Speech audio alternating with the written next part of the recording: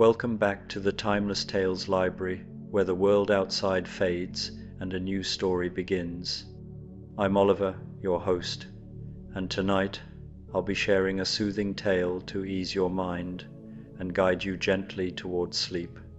The Timeless Tales Library is made possible by listeners like you. If you've found comfort here, please subscribe and help us continue creating these peaceful stories. As you settle in, comment below and let me know where you are in the world tonight, and share a place you dream of, a story taking you to perhaps the dusty aisles of an old bookstore, the quiet corners of a coastal lighthouse, a snow-blanketed cabin, or a silent, star-filled desert. Your ideas keep our little library glowing bright. On a storm-swept night in Paris, classic literary souls find refuge in a enchanted neighborhood bakery, where warm lamplight glows, buttery pastries await, and the gentle company of kindred spirits brings comfort. Settle in beside the fire with grown versions of beloved characters as rain whispers against ancient windows, and let the aroma of fresh-baked Paris delicacies carry you toward the softest, most peaceful sleep. Now, close your eyes and exhale slowly, letting the day's clamor dissolve like fog in the morning light. Tonight, you're stepping into the mist-woven hall of the Timeless Tales Library. This ethereal hall is shrouded in a soft, silvery mist that swirls gently around towering shelves of frosted glass. Each book hums with stories of forgotten realms, whispered dreams, and quiet adventures, their pages glowing faintly through the haze. The air is cool, with a delicate scent of rain and moss, calming your thoughts. Feel your body settle into the softness of your bed, your own tranquil corner in this misty hall. Release your fingers, your shoulders, your jaw. Let the gentle flow of the mist cradle you, soothing and serene. Wander through the shelves, letting the stories of the mist-woven hall drift into your mind, carrying you into a peaceful, dreamlike calm, the most cozy Parisian patisserie on a rainy night, a bakery sleep story for grown-ups. The rain began just as evening settled over Paris, not the harsh, hurried rain of summer storms, but the gentle, persistent rain of autumn, the kind that seems to have all the time in the world. It whispered against cobblestones and murmured in gutters, painting the narrow streets with a glossy sheen that reflected every warm window like scattered amber jewels. On a quiet corner in the Marais, where the old buildings leaned together as if sharing centuries-old secrets, a bakery window glowed with particular warmth. Gold-tinted light spilled onto the wet pavement, and if you looked closely, if you were the sort of person who noticed such things, you might see that the glow seemed to pulse ever so slightly, like a heartbeat, like an invitation. Above the door, a hand-painted sign read simply, "Patisserie du jour de pluie," the rainy day bakery. Steam rose from somewhere within, carrying with it the most extraordinary fragrances, butter and almonds, vanilla and caramelized sugar, the yeasty warmth of fresh bread, and something else, something indefinable, something that smelled like comfort itself, like safety, like coming home after a very long journey. You push open the door, and a small brass bell chimes softly overhead. Not a jarring sound, but musical, welcoming, like the first notes of a lullaby. Warmth envelops you immediately, wrapping around your rain-dampened shoulders like the embrace of an old friend. The bakery is small but seems somehow infinite, the way certain magical spaces do. The walls are lined with shelves holding cookbooks in a dozen languages, their spines worn soft with use. Copper pots hang from exposed beams overhead, catching the firelight and casting dancing shadows. To your left, a fireplace crackles gently, its flames performing their ancient, mesmerizing dance. Before it sit several mismatched armchairs and a love seat, all upholstered in fabrics of deep burgundy and forest green, with cushions that look as though they've been perfectly arranged to cradle weary travelers. The counter runs along the right side of the room, its glass cases displaying the most beautiful pastries you've ever seen. Eclairs, glossy with chocolate, their shells the color of autumn leaves. Macarons stacked like pastel towers, lavender, rose, pistachio. Tarte tatin with its caramelized apples, arranged in perfect spirals. Pain au chocolat still warm enough that you can see the faintest wisps of steam rising from them. Cannelés with their distinctive fluted shape and dark, caramelized crust. And in the center, a Paris breast, that glorious circular pastry of choux dough and praline cream, looking like an edible crown. Behind the counter, you catch only the briefest glimpse of the baker, a figure moving through doorways that seem to lead to kitchens beyond kitchens, wearing a flour-dusted apron, humming something that might be a French folk song or might be something older, something that predates even memory. The baker never quite comes into full view, but somehow you absolutely know that they're aware of your presence and that they're already preparing exactly what you need, even if you don't yet know what that is. You choose a seat near the window, where you can watch the rain trace its wandering paths down the glass, and where the firelight reaches just enough to keep you warm. The chair seems to adjust to your body, offering support exactly where you need it. Outside, Paris gleams in the rain, the street lamps creating pools of golden light, the occasional figure hurrying past under an umbrella, the whole city settling into its evening rhythm like a cat curling up to sleep. You're just beginning to feel yourself relax, to let the warmth seep into your bones and the tension drain from your shoulders when the bell above the door chimes again. A woman enters, shaking rain from a deep green cloak. She's tall and moves with a particular grace, though there's something tentative in the way she pauses just inside the doorway, as if she's not quite sure she belongs here. Her hair is the color of autumn leaves, a rich coppery red, and it falls in waves around her shoulders. She looks to be in her late 20s, with eyes that hold both sadness and wisdom, the kind of wisdom that comes only from having been profoundly changed by experience. Bonsoir, she says softly, her voice carrying the faintest accent of someone who learned French later in life. She notices you and offers a small, genuine smile. What a relief to find warmth on such a night. She approaches the counter, studying the pastries with the intensity of someone who hasn't allowed herself simple pleasures in a very long time. The baker appears, or rather, the baker's hands appear, placing a small plate on the counter. On it sits a perfect tarte aux pommes, an apple tart, its fruit, arranged in delicate, overlapping slices, glazed to a warm golden sheen. For you, mademoiselle, says a voice from beyond the doorway, gentle and knowing. The woman's eyes widen slightly. I haven't ordered yet.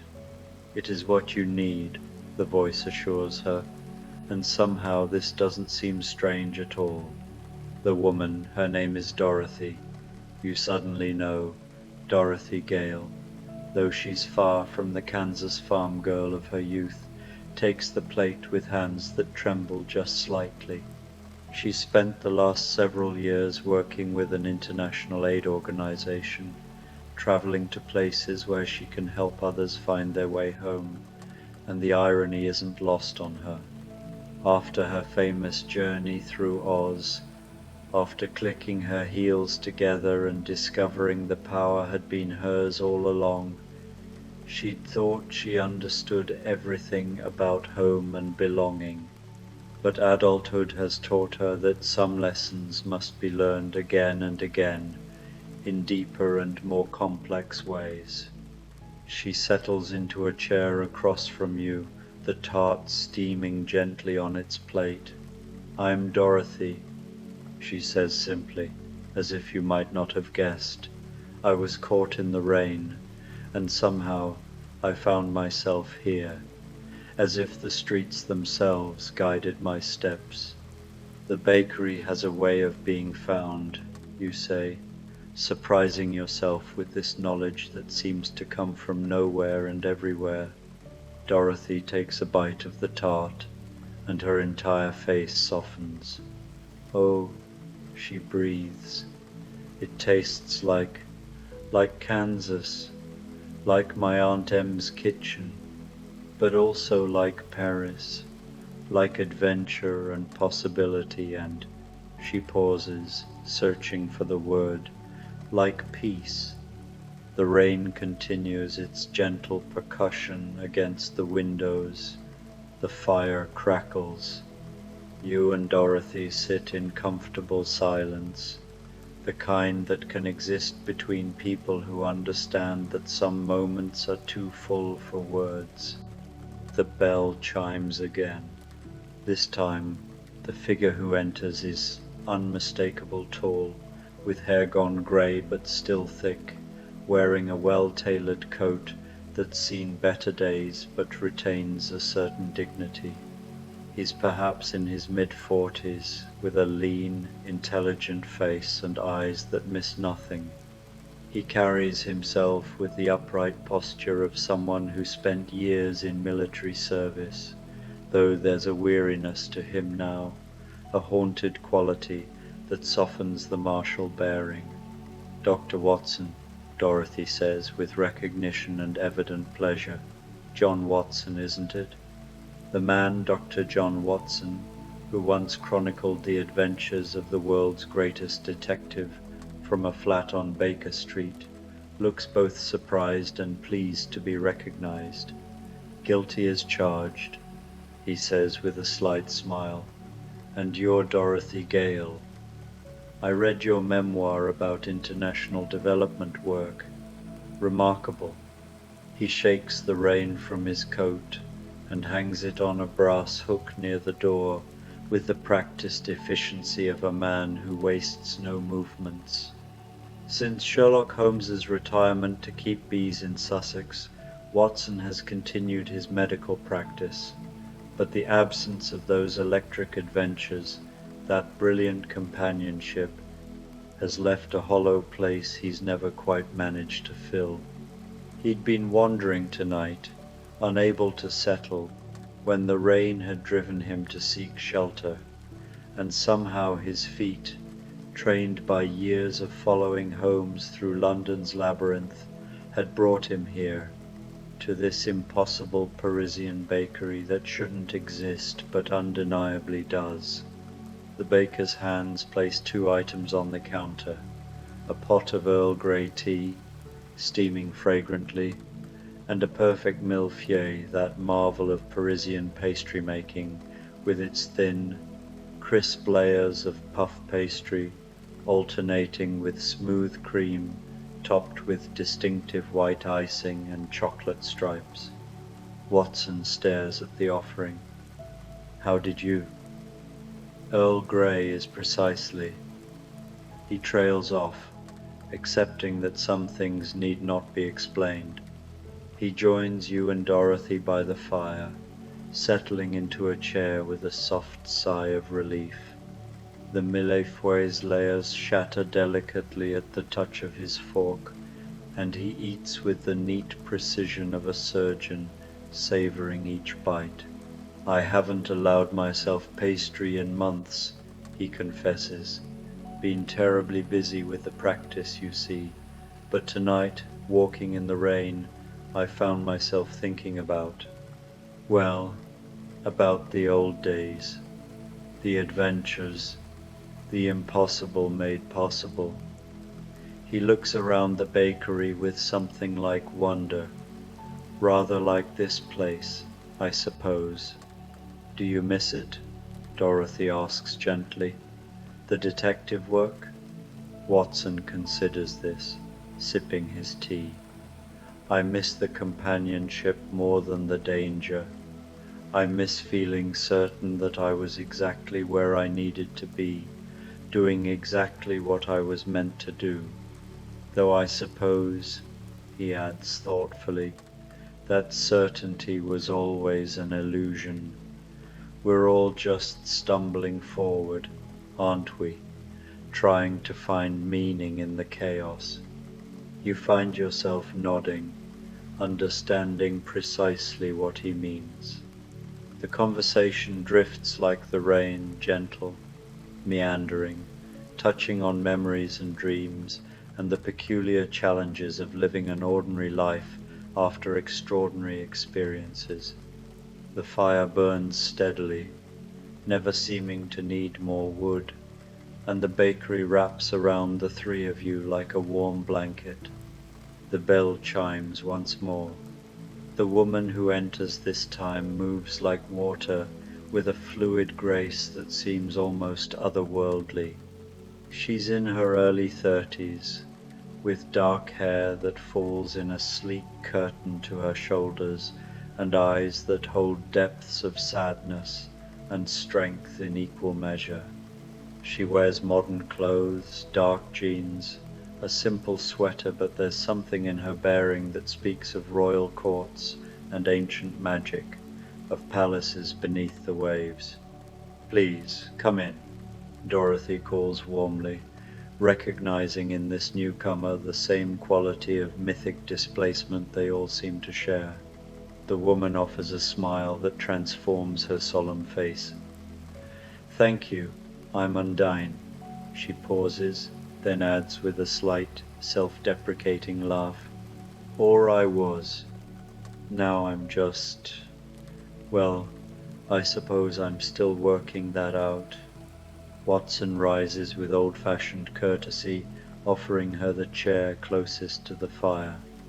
Undine, the water spirit who sacrificed her immortality for love and a human soul, a tale told and retold by de la Motte Fouquet, accepts with quiet grace.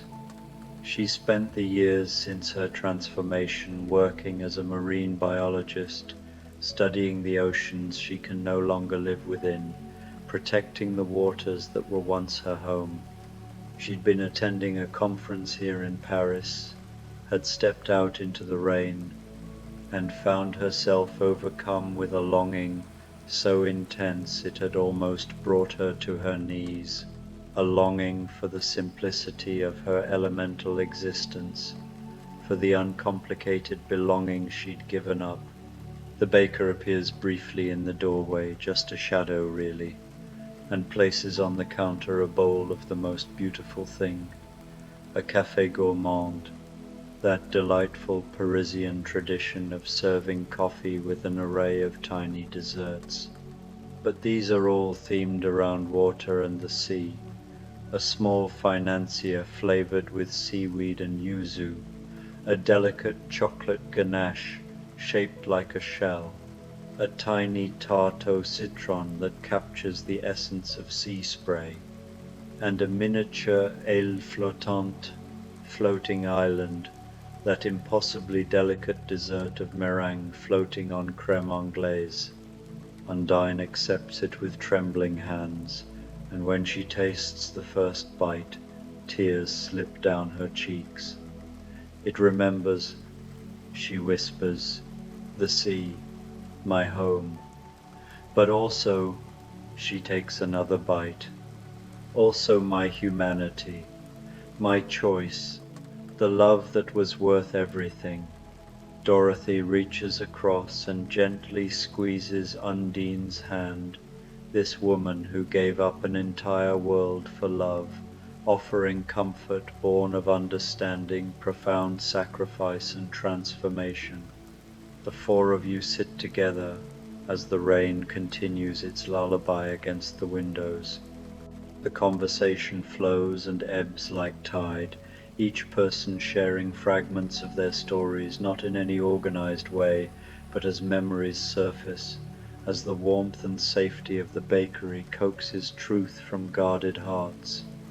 Watson speaks of Holmes, of course, but also of his late wife Mary, of the constant balancing act between honoring the past and living in the present. Dorothy talks about the surreal experience of becoming famous for a childhood adventure, of how people expect her to have all the answers about finding home when she's still searching herself. Undine describes the strange duality of her existence, split between two worlds, belonging fully to neither. And you listen and contribute your own thoughts when they arise naturally, and somehow all of this sharing, this companionship feels like the most natural thing in the world. The bell chimes again, and this time the energy that enters with the newcomer is different, brighter, more playful, though not without its own shadows. You all rise to collect your portions, moving slowly, dreamlike, reluctant to break the spell of the evening with any sudden gesture. The wooden floor creaks softly under your feet, a friendly sound, and the warmth from the cups seeps into your palms immediately, traveling up your arms and into your chest where it settles like a second heartbeat. The madeleines are still warm from the oven, their ridged shells impossibly tender under your fingertips, and when you break one open, the interior is so delicate it almost dissolves on your tongue. They taste of vanilla and lemon and butter, yes, but also something indefinable, perhaps it's nostalgia itself, distilled and baked into flour and sugar, or perhaps it's the essence of every safe childhood moment, every grandmother's kitchen, every time you've ever felt perfectly, completely loved. The chocolate is rich without being heavy, sweet without being cloying, and the cream on top tastes faintly of vanilla bean and carries the lightness of clouds. Back in your chairs, cradling the warm cups between your hands, letting the steam rise and warm your face, breathing in the chocolate-scented air that mingles with the last hints of wood smoke from the fire. The conversation continues in ever softer tones. The volume has dropped almost to whispers, not from any need for secrecy, but from a natural winding down, like a music box slowly coming to the end of its song. Peter speaks of his children, 2 girls and a boy, how teaching them to believe in magic, while also preparing them for reality, feels like walking a tightrope stretched between 2 impossible worlds. He describes bedtime stories that start with once upon a time, but end with lessons about kindness and courage, about how to fall and get back up again. His voice carries both pride and a tender uncertainty, the voice of a man who once refused to grow up, now doing everything he can to help his children grow up well, grow up whole, grow up with their sense of wonder intact, even as they learn about responsibility and consequence. Watson mentions a young patient, a girl of perhaps 7 or 8 with curious eyes and an endless stream of questions, whose wonder at the human body, how bones heal, how hearts pump, how we can think and dream and imagine, reminded him why he became a doctor in the first place. Not for the dramatic saves or the gratitude, though those have their place, but for the privilege of witnessing the daily miracle of life continuing, of bodies mending, of hope persisting even in the face of illness.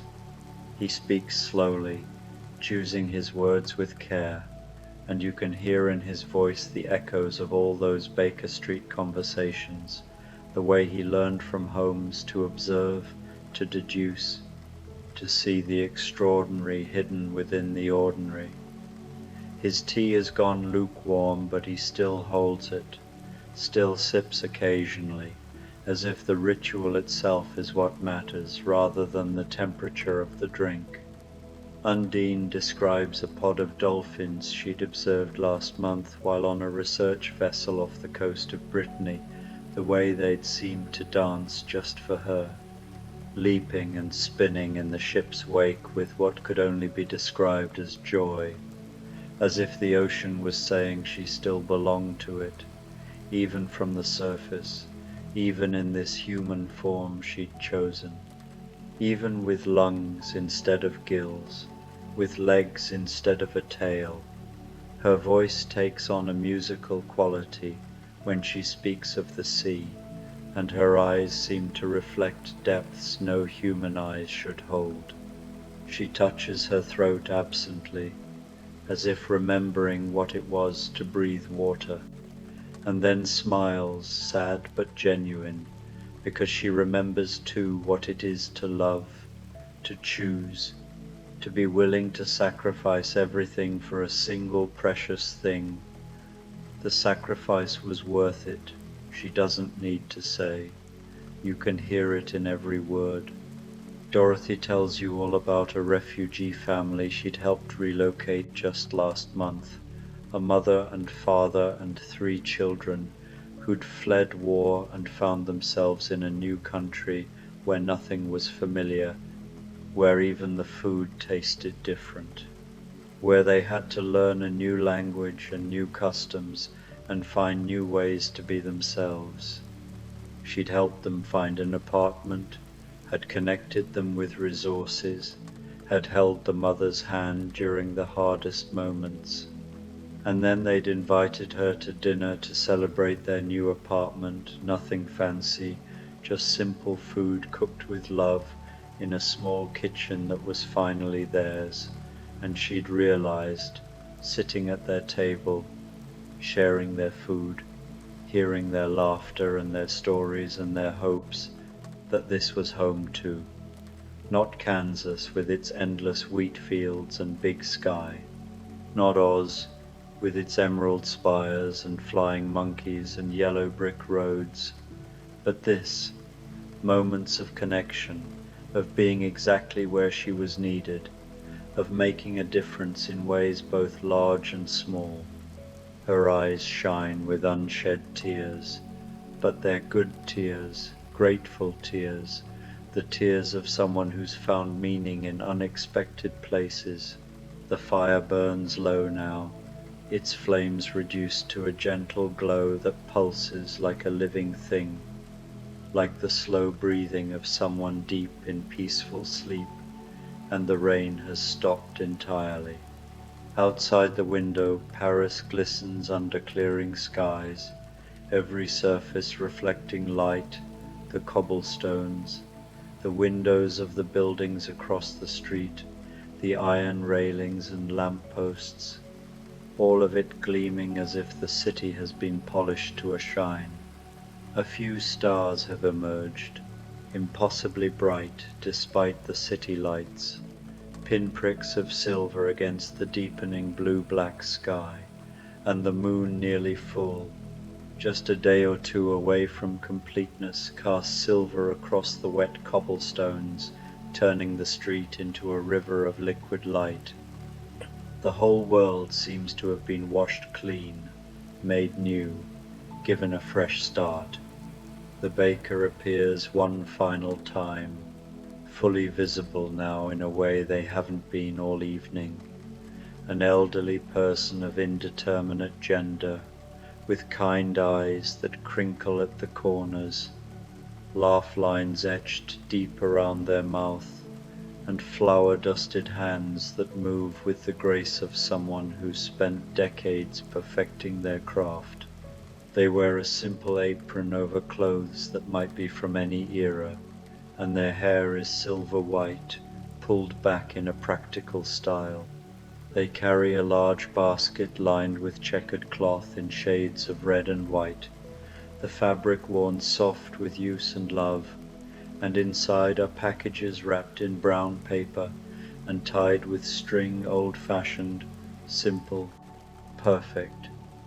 Each one is labeled with a name in beautiful calligraphy, the kind of handwriting that comes from years of practice, from taking time and care with even the smallest details. Your name is there, written in elegant script, along with Dorothy's, Watson's, Undine's, and Peter's. For your journeys, the baker says simply, the first full sentence you've heard from them all evening, and their voice is warm and ageless, carrying hints of many accents, or perhaps no accent at all, just the pure essence of kindness distilled into sound. There is always a place for you here. When the rain comes and you need shelter, remember that. Remember that you are always welcome, always expected, always home. The words settle over you like a blessing, like a promise written in stone, like an oath that cannot be broken. Each of you accepts your package with gratitude that goes beyond words, beyond gesture, gratitude that fills your chest and makes your eyes sting with unexpected emotion. The packages are warm in your hands and light, and somehow you absolutely know they contain exactly what you'll need, that the contents will be different for each person, perfectly suited to their individual needs and journeys. You don't open them now, knowing somehow that the right moment to discover their contents will make itself clear, will arrive when you need it most, when you're alone and doubting and need to remember this evening and all it has meant. Peter is the first to rise, stretching like a cat, his movements fluid and unself-conscious, moving toward the door with visible reluctance, his feet dragging slightly as if they're being pulled by invisible strings back toward the warmth of the fire. I suppose we can't stay forever, he says, though it sounds more like a question, like a hope, like a wish that maybe, just maybe, the rules could be suspended this once and you could all remain here, suspended in this perfect moment, this bubble of peace and understanding outside of time. Perhaps we were never meant to, Watson replies, standing as well and beginning to gather the cups and plates to return them to the counter. His movements neat and efficient even now, even in this dreamlike state, the habits of a lifetime of service and care too deeply ingrained to abandon. Perhaps we were meant to find each other, share this evening, and carry it with us when we leave. A memory of warmth for the cold nights ahead, something to hold on to when the world feels harsh and lonely and impossibly difficult. Evidence that such moments exist, that such places exist, that such connections are possible. His voice is gentle but firm, the voice of someone who's learned to accept that nothing lasts forever, but that the transient nature of beauty doesn't make it any less beautiful. Undine and Dorothy rise too, and finally you, all of you moving in the slow, reluctant way of people leaving a place that's given them exactly what they needed, even if they didn't know they needed it until they found it. You each take a moment to look around the bakery one more time, the shelves of cookbooks, the copper pots, the fire now reduced to glowing embers, the cases of pastries that remain somehow full despite the evening's consumption, the mysterious doorways that lead to kitchens beyond kitchens. You're memorizing it, storing it away, making sure you'll be able to find your way back when the rain comes again. At the door, there's a moment of hesitation. Outside, the world waits complex, challenging, filled with responsibilities and sorrows and joys in equal measure. But inside, the fire still glows, and the scent of baking still fills the air, and the promise of return hangs unspoken but absolutely certain. Dorothy hugs each person in turn, her embrace warm and sisterly. Watson shakes hands with a firm grip that conveys respect and understanding. Undine kisses cheeks in the French manner, her touch cool and gentle. Peter grins and makes everyone promise to email him, insisting on exchanging contact information, creating a group chat he dubs the Rainy Day Society. And then, one by one, you all step out into the Paris night. The air is fresh and clean, washed by the rain. The streets shine like rivers of light. Somewhere in the distance, a church bell chimes the hour, though you couldn't say what hour it is, and it doesn't seem to matter. You walk for a while, your package tucked under your arm, and when you turn to look back at the bakery, it's still there, its windows glowing warmly, the painted sign swaying slightly in a breeze you can't quite feel. You know with absolute certainty that when rain comes again, when you need it most, you'll find your way back to that corner in the Marais, to the Patisserie du jour de pluie, where classic souls gather and rest and remember that they're not alone in their journeys between worlds. The city spreads around you, beautiful and vast, and you're tired now deeply, peacefully tired, the kind of tiredness that comes after a truly satisfying evening. Your bed waits somewhere in this ancient city, and sleep beckons with gentle insistence. As you walk, you think about Dorothy finding connection in her work, Watson discovering meaning in ordinary moments, Undine balancing her two natures, Peter teaching others to believe. You think about transformation and loss and gain and the strange, wonderful fact that growing up doesn't mean losing your magic, it means learning to carry it differently, to find it in new places, to share it in ways you never imagined when you were young. The package under your arm feels warm, as if it contains not just pastries but the entire evening, the firelight and rain song, the laughter and understanding, the sense of being exactly where you belonged, for exactly as long as you needed to be there. Your footsteps echo softly on the cobblestones. The moon watches benevolently from above. Paris sleeps and dreams around you, and you're part of that dream now, woven into the city's eternal story of transformation and beauty, and moments stolen from time itself. Tomorrow, you'll return to your regular life, whatever that life might be, wherever it might take you. You'll face challenges and joys, sorrows and surprises. You'll navigate the distance between who you were and who you're becoming, just like all the others who gathered tonight in that impossible bakery. But tonight you carry the warmth of the rainy day bakery within you like a candle flame, steady and bright and utterly dependable. You carry the knowledge that somewhere in this vast world there's a place where you belong, where you're understood, where a mysterious baker knows exactly what you need even before you do. Your bed is close now. You can feel sleep approaching like a gentle friend, patient and kind. You'll slip between cool sheets, Lay your head on a soft pillow and let yourself drift on memories of firelight and chocolate and the sound of rain against old windows.